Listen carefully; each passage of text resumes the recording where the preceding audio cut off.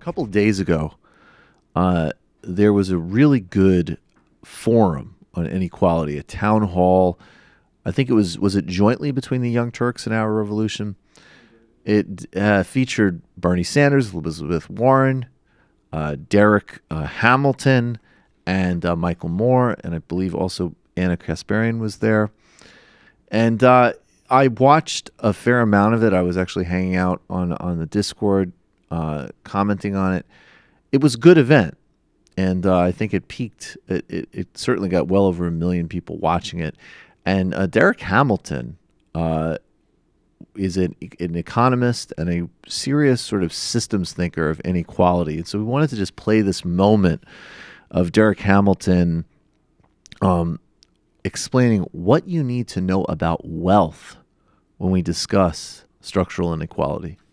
If we look at wealth, we know wealth is both the beginning and the end of economic insecurity or security. Wealth gives you, it's not just wealth as an outcome, it's what wealth can do for your life. We've talked about political power. If you got wealth, you can get political power. If you're faced with an expensive legal system, wealth will allow you to address that condition. If you have medical bills, wealth allows you to address your condition. If you want to send your child to an elite private school or university, those that have wealth can do so. We often think about wealth in terms of what the end is, but it's really the real power of wealth is what it can do for people. It gives you choice, it gives you freedom, it gives you agency. Now let's think about what wealth is in terms of numbers. Senator Sanders pointed out in the beginning of when we started that the top 10% of households, this might be slightly different than the statistic he gave for the top 1%. The top 10% of households have over 75% of the nation's wealth. The bottom 50% of households have about 1% of the nation's wealth. So however unequal we are in terms of wealth, race becomes a bigger predictor of somebody's wealth position than class itself. The typical black household has about 10 cents on the dollar as the typical white household, and that's including home equity. We talk about the middle class. There virtually has never been a substantial black middle class if we're defining it in terms of wealth. And as I pointed out to you before, wealth gives you agency. I'll give a couple of more statistics, then I'll sum up. We know that if you are a head of household and you're black and you graduated from college, your family's wealth position is lower than that of a white family where the head dropped out of high school. So this feeds into the narrative of, can we simply work hard, study hard, and address inequality? The answer is no. Those things are important. Education is important in its own right. So when Senator Sanders proposes that we should have tuition-free public education, absolutely. But as an end unto itself, we exaggerate the economic returns to education, particularly for marginalized groups. And when we start getting into these narratives of a post-racial society, we're not there. Now, we can come up with comprehensive programs that include everybody, but we need to do it differently this way so that we make sure nobody is left behind, regardless of your race, gender, disability status, etc. That's brilliant. And he did a lot of work there, starting backwards.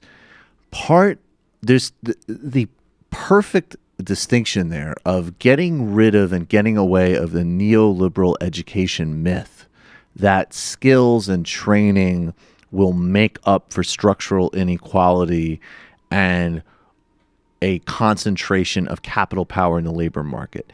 It's a mythology which, just like we talked with Patrick Blanchfield with regard to guns, it's just responsibilization in terms of shifting burdens onto you as an individual agent or potentially facilitating small-scale interventions, sometimes in areas that are important, like increased investments in public education, but also in a current context, disasters like facilitating people going into debt through federally subsidized loans to online colleges. The education will solve it myth is not only not going to solve the problems, it actually exacerbates a lot of others.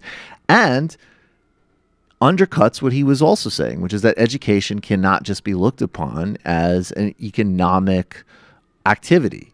It produces citizens. It is supposed to train people to learn how to think, read critically, engage in a democracy. These things that are actually fundamentally important to any type of collective political or civic endeavor. He also raised those vitally important statistics on race and class, but in a way that reinforced the need for global universal delivery, which is brilliant. When sometimes when people arguing for micro interventions can at times deploy the same statistics about structural racism, and they're right, but they use it to pivot away from universal debt-free public college, universal single-payer health care, universal public housing, a federal jobs guarantee. And in that broader system, Darrick Hamilton also raised forms of reparations which could be synchronized with that. So it's very smart, and the type of integrative thinking that could actually go some ways towards really dealing with not only inequality as a sort of static problem, but the broader problems of increasing union power, breaking up capital, and rebalancing this sclerotic maladjustment, misdistribution of power in neoliberal deregulated capitalism. So it's very, very smart.